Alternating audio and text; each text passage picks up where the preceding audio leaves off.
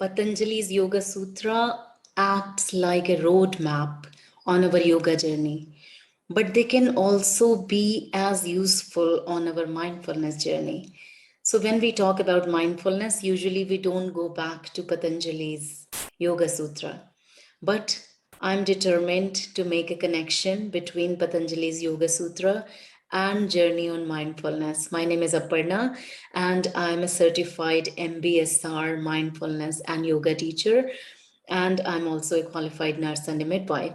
So let's talk about the rest of the Yoga Sutra, few other Yoga Sutras. So in the last one, we talked about the third and the fifth, but I omitted deliberately the fourth one. The fourth Yoga Sutra of Patanjali is Vritti Sarupya Mitratra, means lacking that misconceptions skew our perceptions. So this Yoga Sutra in itself doesn't make much sense. So you have to go back to the fourth one again. So fourth one was Tada Drastu Sarupe Vasthanam. At that time, at the time of concentration, the seer, the Purusha, rests in his own unmodified state. So that means if there is no concentration, then lacking that concentration, misconceptions or vritti, these are the thought waves or vritti, they skew our perceptions. That means we don't see things as they are. And how do we say in mindfulness that we always add a story and we get identified with things and we don't see things as they are. So vrittis, the thought waves go up and down, and we are in a modified state. We are not in our natural state of peace and love and happiness. We are not in our blissful state because everything we take in from our eyes, from our ears, from the skin, and everything that churns the mind.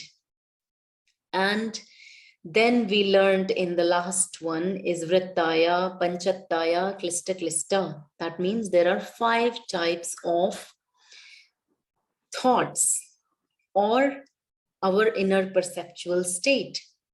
So what are those? So the 6th Yoga Sutra explains the categories of the thoughts that I talked in the last videos, which is Pramana Viparya, Vikalpa Nidra Smritya. So the first one is Pramana. Pramana is when everything is clear and there is a proof, there is an evidence. If I see this person is there in front of me. And that is Pramana. Then Viparya. Viparya means we can make an error in judgment. So when the person is there, we might think, oh, this is a good person, this is a bad person, but this person is just a person. Rest is a story. Good person for you or bad person for you, but for some other person, this is a good person. So without any added stories, the person is just a person. That's a praman. Viparya means error. Then vikalpa. Vikalpa means imagining.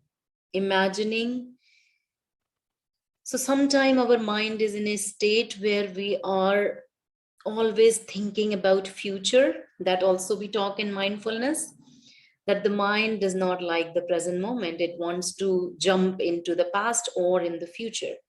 So when the mind is imagining, when the mind is planning too much, that's the state we are talking about. So that is vikalpa. Then there is another state of the mind, which is called Nidra. Nidra means when someone is sleeping. So when the body is sleeping, not necessarily mind is sleeping, mind is still up to something or doing something. So that state is called Nidra or sleep. And then Smritya, that's another state of mind that Patanjali explained, is in the memories. And mostly memories of what? Mostly memories of negative things. And in mindfulness, we say that on an average, Every person has about 50 to 80,000 thoughts every day, and 95% of them are repeated on a daily basis, and about 75% of them are negative thoughts. So see, Patanjali has explained all of this when he explains the different states of mind. And the goal of mindfulness is not to stop these thoughts, these vrittis. They are going to be there. Because if we say a thoughtless mind, a mind where there are no thoughts, that's impossible. It's like throwing the baby out with the bath water. So we simply want to stop this unnecessary thinking. We simply stop to change this negative thinking.